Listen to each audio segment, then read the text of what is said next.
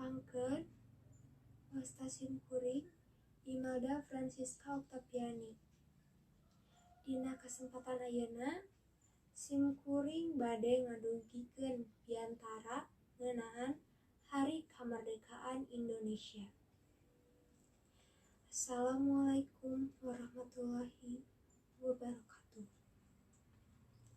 Alhamdulillahirabbil alamin. Wassalatu assalamu ala asrifil anbiya'i wal mursalin Sayyidina Muhammadin wa ala alihi washabihi ajmain.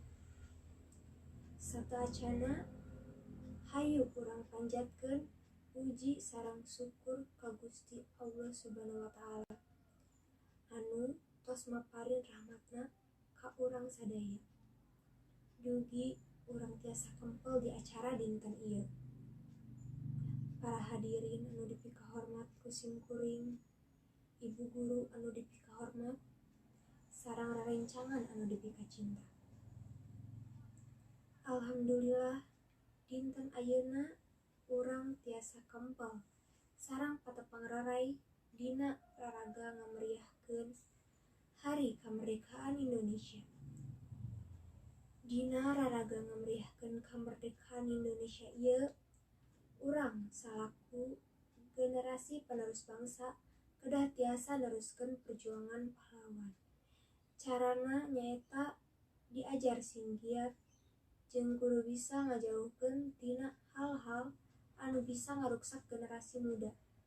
Contohna ngajauhkeun diri tina pangaruh narkoba, terus ngajauhkeun tina pergaulan bebas, tawuran-tawuran, miras, jeung sajabina. Deui anu bisa mawa pangaruh negatif ka urang. Tah, margi kitu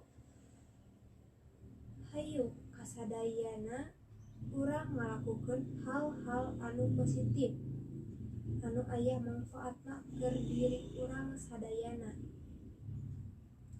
Rupina nu sakitu biantara ti simkuring hapunten saupami bilih aya cariosan anu salah atawa anu kirang merenah dina hate sadayana.